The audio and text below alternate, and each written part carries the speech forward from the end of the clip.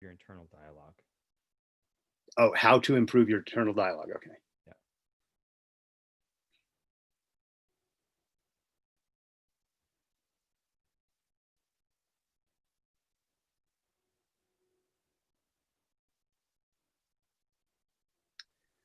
Good morning or afternoon or evening, wherever you are, and welcome to another episode of Philosophy for Flourishing. I'm Craig Biddle, and I'm joined by my colleague, John Hersey. This is a podcast of Objective Standard Institute. And today we're going to be talking about how to improve your inner dialogue. And this is a big subject for a lot of people. It's usually presented in the form of self-talk.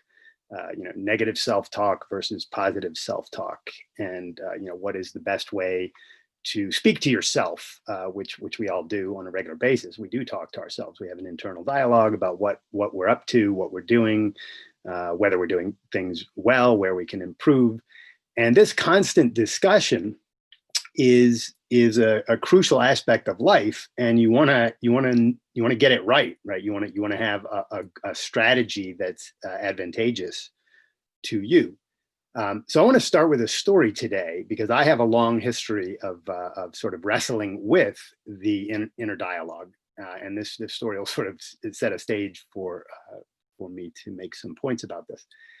When I was a kid, I was about 8 years old. My family and I used to go up to this beautiful old defunct boys camp on Moosehead Lake in Maine. And the camp was huge, and it had cabins that went way up into the woods off of the lake. And then there were a bunch of, the mess hall and everything else sort of trickled down toward the lake. And then you got to the lake, and there were these beautiful docks. And we had the great luxury of being able to be at this defunct boys camp by ourselves. My family of 7 kids and 2 parents and a bunch of Great Danes, and we would get there and just hang out for a solid month in these beautiful woods. And one thing we did a lot of is water skiing. So my father was down on the dock one morning getting the boat ready to go out, and he needed to cut some of the ski rope, and realized he didn't have his jackknife with him. So he says, "Hey, Craig, will you run up to your cabin?" My cabin was about the closest one to the dock. And it was probably 3-4 minutes if I walked briskly or sort of jogged up there. He said, "Will you go up to your cabin and grab your jackknife so I can cut this rope and we get going?" I said, "Sure." So I took off, and I sort of ran up through the woods, and I got to my cabin, and I came back down. I'm about 6-8 minutes later, and I walk out onto the dock, and I've got my baseball mitt in my hand, and I'm throwing the ball into the mitt. And I walk up toward my dad at the end of the dock, and he says, did you get the knife?" And I paused, and I looked at him, and I was just like, "Oh, is that what I was supposed to be getting up there?" Right? I had completely forgotten just this very simple task, go get your knife, right? And this was not an anomaly in my life. This kind of thing happened all the time from my early childhood, and still to this day we laugh about it. And of course, my family had a ball with this for the next month while we were at this cabin or at this camp.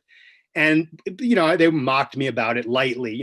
Nobody was mean about it. But there is an aspect of my sort of personality. I'm very introspective. I'm constantly just sort of thinking about what's going on in my head.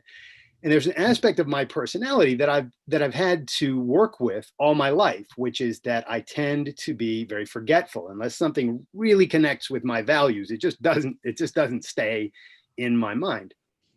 And so I bring this up because this is a fact about my temperament, about my personality. And is it negative? Well, yes, there's certainly a negative aspect of it, right? That is like forgetting things that you need to remember is not good for your life. So there's definitely a negative there. But it's also something about my personality. I mean, there are even some positives in here. Why do I forget things? Because I'm constantly introspecting and sort of dealing with things in my head and thinking about things. And I think about a lot of interesting things that I like to think about when I'm doing those things. So it's not necessarily all bad.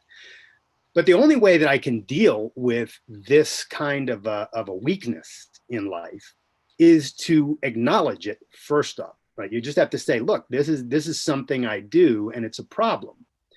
And so for me to say to myself, hey, you tend to be forgetful, is, according to a lot of people, that would be like negative self-talk. But to me, it's not negative self-talk. It's an identification of a really important fact about my life that enables me then to start dealing with that fact.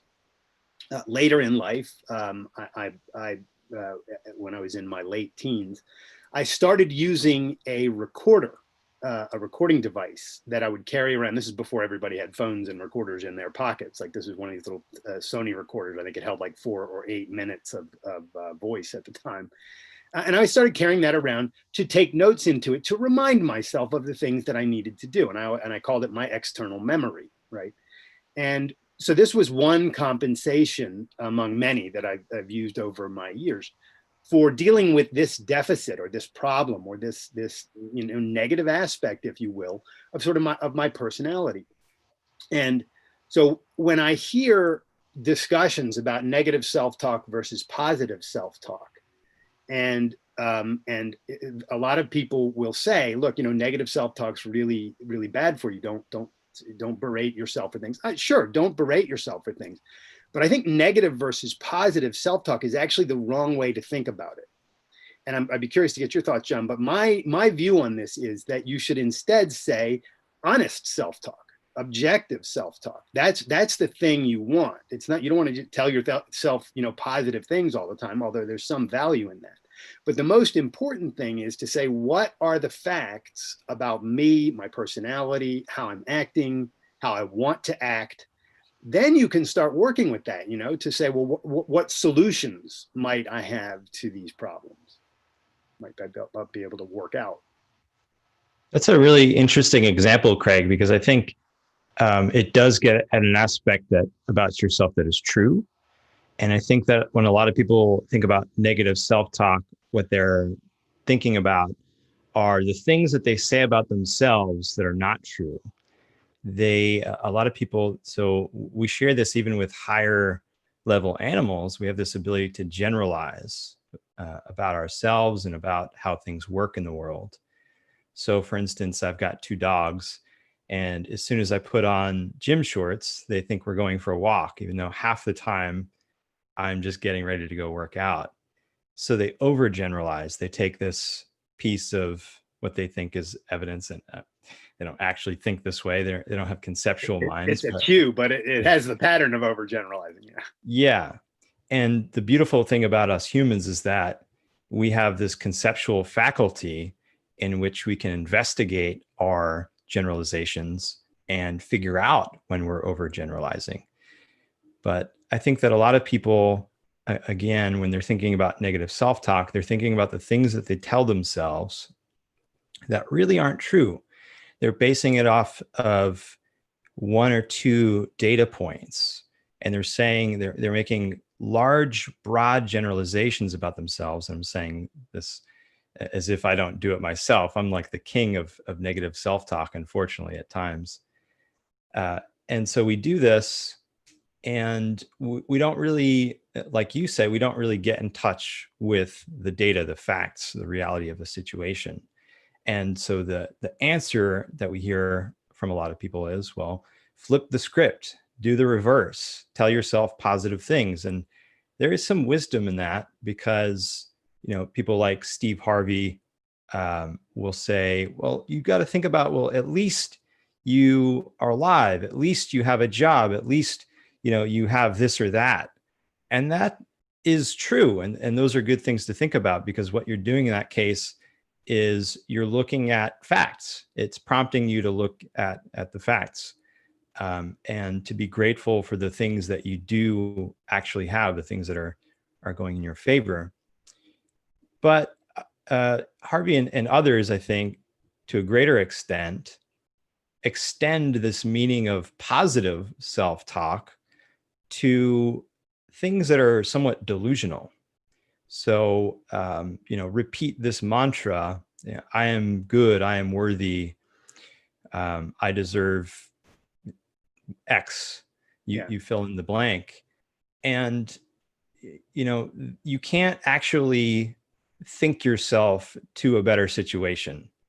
well, that's not true. You can think yourself to a better situation, but your thinking has to be in accordance with reality, and you have to act on that thinking. You have to do certain things to get to where you want to go.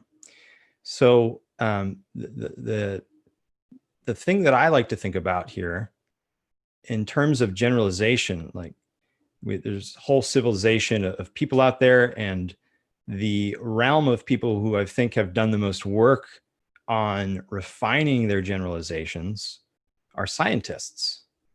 Scientists are trained in a method of looking at the evidence and looking at what it rationally justifies. And I think if we think about, so when we were thinking, well, I'm not good enough, or if I ask this girl out, she'll definitely say no, or, I'll never land this job because I'm terrible at interviewing, things like this. I think if we look at our generalizations as scientists do and say, okay, how many data points do we actually have for this? What is the evidence for this?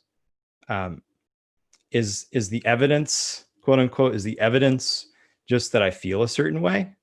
Why do I feel that way? What is the basis for my emotions? And if we approach our negative self-talk in this way, we act like a scientist, we ask questions, we can use our minds to figure out what in fact is actually going on here. What are the facts about me? And sometimes you'll come to an actual truth about yourself. And then it's time to just fess up and own that fact. The truth you might come to is, well, I'm pretty forgetful. And it doesn't help to paper over that by saying, everything's going to be okay. You can't get through that with some sort of delusion. You have to acknowledge that fact. There's a speaker whose ideas I think are mixed, but largely good. Her name is Brene Brown. And she's a researcher. She calls herself a shame researcher.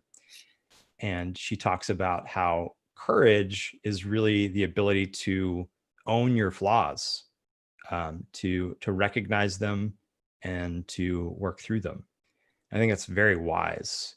And so the means of getting through the negative self-talk, like you said, is to look at the facts, what's truly happening. I like the analogy to scientist, because it really is. There's a nice link here to epistemology. So when we're thinking about what is true, what are the facts out there, what conclusions can we come to, we know that if there's no evidence to support an idea, if somebody just makes an assertion with no evidence whatsoever, we call this arbitrary, right? So this is at least in the framework of the philosophy of objectivism.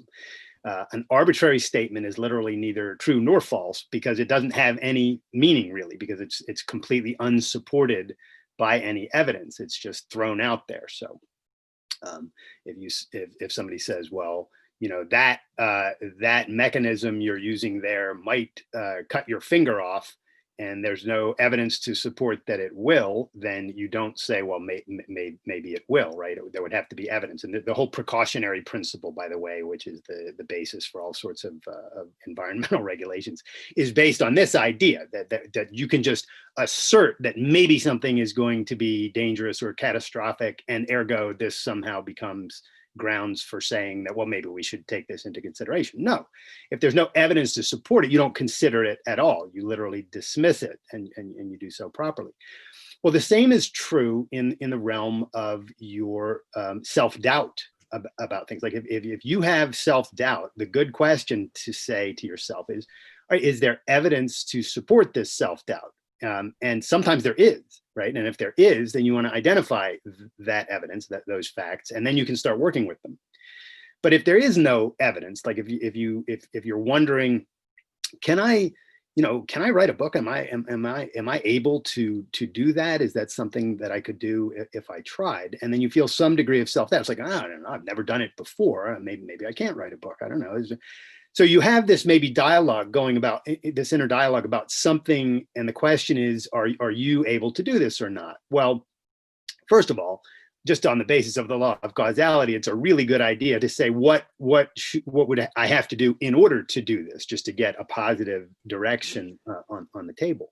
But the other thing that you can do in terms of your abilities is to look at your past, look at your history, right? Look at what you have done in your life. And a lot of people never do this. They just never really take the time to pay attention to the things that they have achieved and the things that they've accomplished.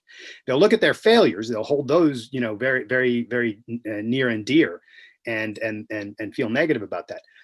But almost any adult who lives a normal or close to normal life has done a lot of things in life and has achieved a number of things. Like you have these abilities, and you can acknowledge them if you will look back at them and take note of the fact that you have achieved these things. So somebody who might be considering writing a book, well, have you written an article before? Have you, or even if you've never written an article, are you able to explain ideas relatively clearly to people? Are you able to tell stories? Let's say the person is thinking about writing fiction. Are you able to tell a story and keep a storyline going? And is that something you enjoy doing?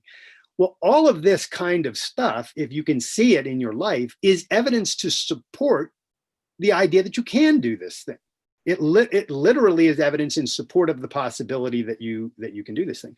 Whereas if that evidence exists, the doubt that you might have about your ability to do this, insofar as you have that doubt, is arbitrary.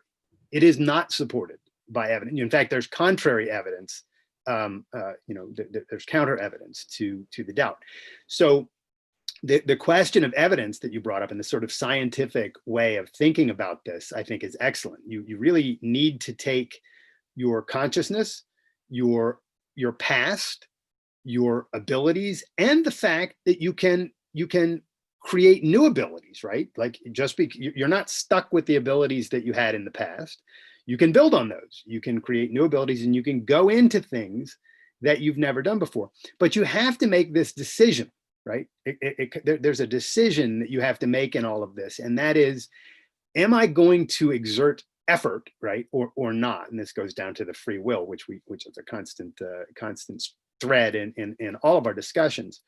And the thing that your free will enables you to do here is to either consider these kinds of facts, consider the evidence in support of things that you can do, or not do so, right? And so I love the scientific approach, and I agree also with you that there's a lot of positive discussion that's good in the people who say, look, don't do negative self-talk. And I don't want to come across as if I'm saying, look, negative self-talk is great, or positive self-talk is bad, or either of them. My point here is that the best way to talk to yourself is, what are the facts? What are the facts about my history? What are the facts about what my abilities are? What are my weaknesses? If I have weaknesses, for goodness sakes, identify those, because you either need to work with them or overcome them in some way or compensate for them, right? But you can't do any of that if you're not being honest with yourself about who you are and what you have done. One of my heroes, Thomas Jefferson, whose declaration we just celebrated a few days ago, said something very wise. He said, nothing is so mistaken, I'm just paraphrasing here, nothing is so mistaken as the supposition that one can overcome a difficulty by trimming, by an untruth, by an injustice. And I think that, this is obviously just a plea to be honest, even with yourself. And, like we were talking about, these positive thinking supporters, the gurus of positive thinking, to the extent that they're telling you to focus on facts, are actually right. So when they say, yeah, recognize that you've made this progress in your life, recognize that you have these things going for you, they're absolutely true. But often they don't make a precise distinction between recognizing facts and trying to paint a rosy picture, trying to see the world through rose-colored glasses.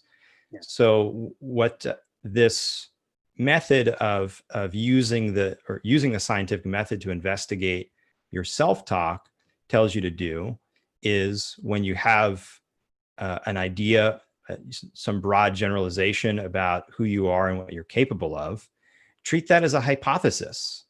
Your next step is to gather evidence, to do research, and to experiment. What does that mean? What does it mean to experiment in this case? Well, it's easy to overthink things and just to think, well, I can't do this, but you have to eventually, if your thought's going to be of any value to you, you have to act on it. And so as part of this, you have to take some action. Maybe it's a small scale experiment. Maybe if you're thinking about writing a book, you write an article, you see how that goes. Did I enjoy that? What sorts of experiences did I have? Was the the emotional component of it worthwhile? Was it a little rough? Was that just because I was sort of trying to do too much? You can take that, you can learn from it, and you can refine your purpose and continue to experiment, continue to generate new hypotheses, or to work on further experiments for your original one.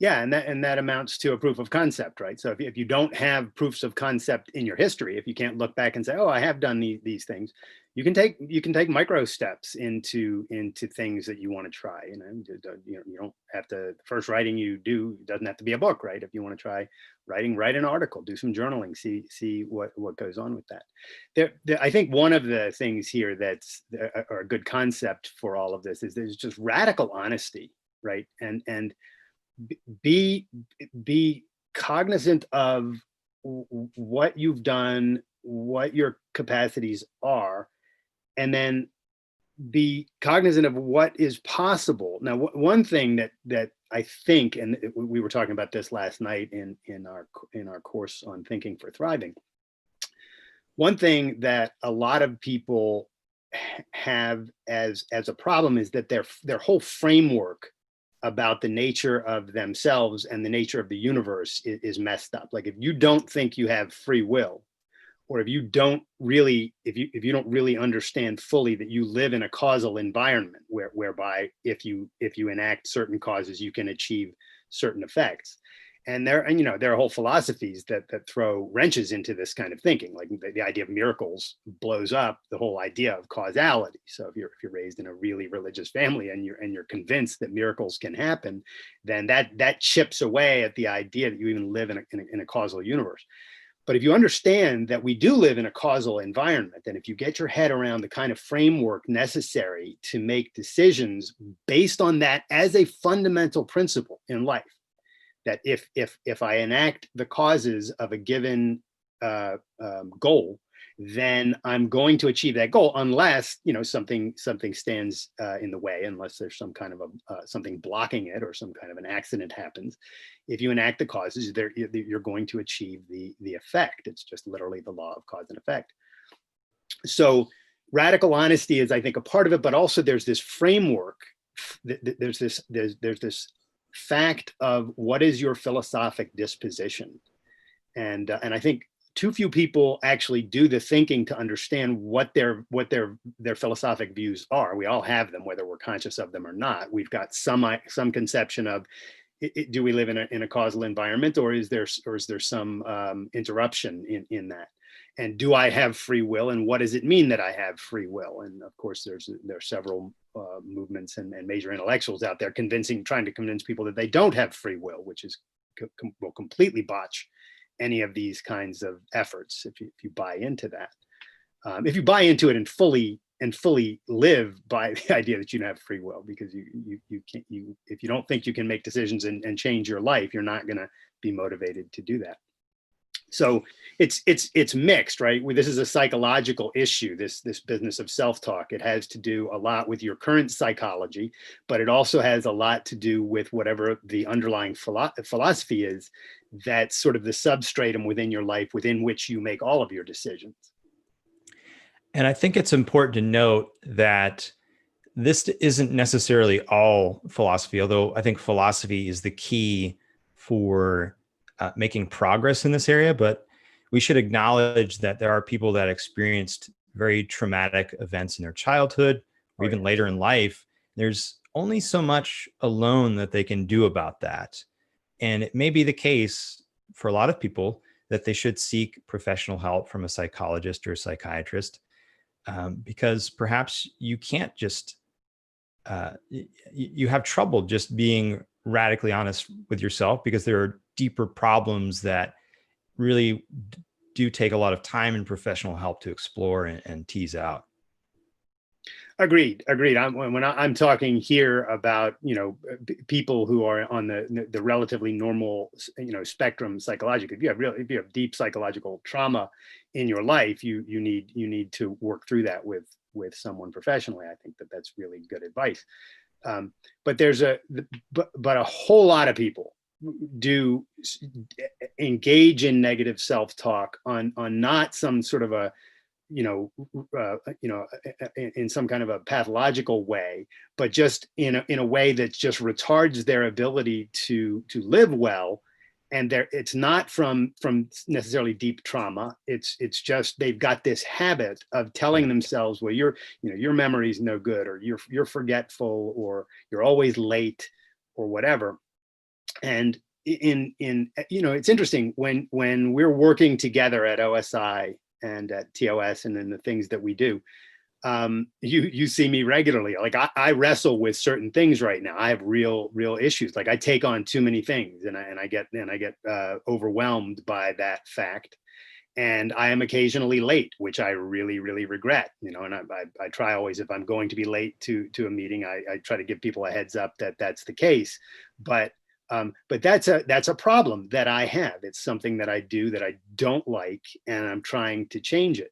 But there's no way that I'm going to change that thing if I deny that it's happening, or if I won't just face the fact that this is what I'm doing. And I don't, it's not negative self-talk if I say to myself, hey, you're late a lot, or hey, you say yes to too many things, right? That's a fact, or those are facts that that first and foremost I need to acknowledge if I'm going to work with them. And I think many people are in that same vicinity in their lives. They're not. It's not the case that they've got, like, I have no deep trauma that's making me do these things, right? This is just a personality trait that is not ideal right now, and that I'm trying to work through. And that's what I'm talking about. So I don't want to for a moment here brush over the fact that there are people with real deep-seated problems in this area. But for a lot of us, it's not that. It's just this more surface level. How am I going to direct my thinking? Yeah, you mentioned the class, and last night was our first session of Thinking for Thriving, and I really enjoyed it. I actually learned quite a lot just from this hour-and-a-half class. And one of the things that you brought up that I think is relevant here is the Serenity Prior, which Rand uses at the beginning of her essay, The Metaphysical versus the Man-Made. I think it goes, God grant me the serenity to accept the things that I cannot change, the courage to change the things that I can, and the wisdom to know the difference. Yeah.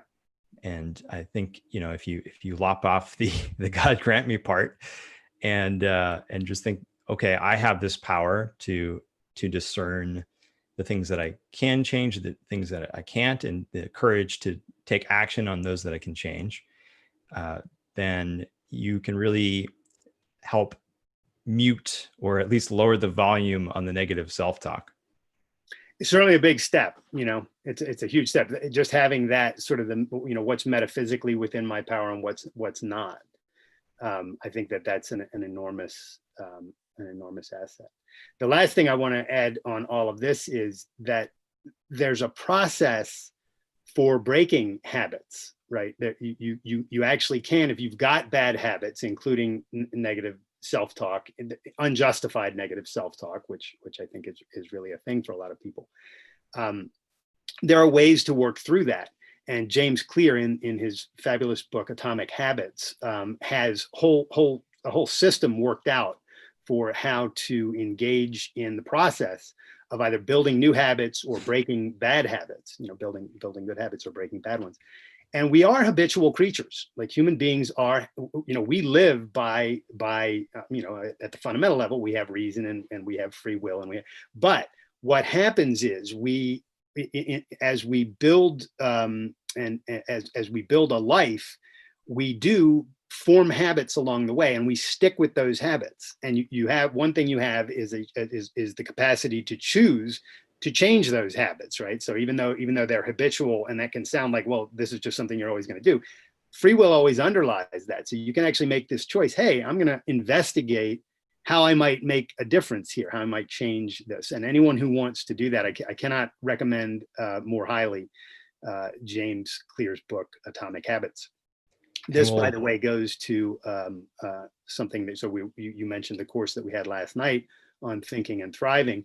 Our next course, which starts tomorrow evening, your super system for flourishing, is all about integrating really powerful self-development systems and ideas and methods with deeper fundamental philosophic ideas to create, like literally a super system, a system that's fully integrated rather than compartmentalized, a system that has the same basic goals at every level. So your morality is connected to your metaphysical view of the world, and all of that is connected to your efforts in life to make your life better.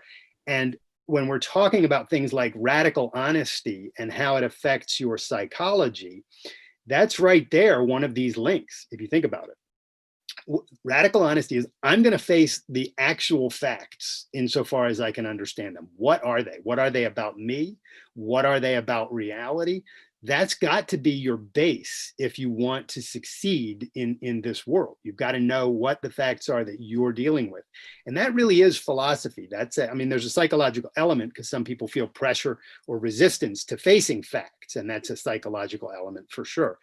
But the question of whether it's the morally right thing to do and whether you owe it to yourself to do that and all of that, that is actually philosophy. And I think that the discussion that we're having here about radical honesty and self-talk and objective self-talk and the like, it really is just another instance of the importance of this huge integration that OSI really is all about, and that this next course that we're going to be teaching is explicitly diving into. Yeah, so if you want more on this topic, definitely join us for that course. There's still some room. I don't know how much, so sign up soon. And we'll definitely be talking about James Clear and habit formation more on this podcast. I think next week we're scheduled, and hopefully this nothing happens to break our schedule, but we're scheduled to talk with Jason Crawford about progress studies. So if you're interested in that, definitely tune in next week. If you're not, tune in anyway. You'll love it. Yeah, that's going to be a fun episode. Jason is really on a roll right now with his efforts in progress studies, and he started a whole educational organization around this idea. So it's going to be fun. I'm looking forward to that. All right, well, that's it for this episode of Philosophy for Flourishing. I hope you guys enjoyed the show as much as we did. Check us out on the various platforms. I know we're on iTunes. John, you tell the platforms. I can't remember them all. Sure. You can get us on Apple Podcasts, Stitcher, Deezer, Radio Public. Basically anywhere you can get podcasts, you can get this podcast. And you can also watch the videos on YouTube or Facebook. All right. Well, till next week, pursue your values, reject contradictions, love your life.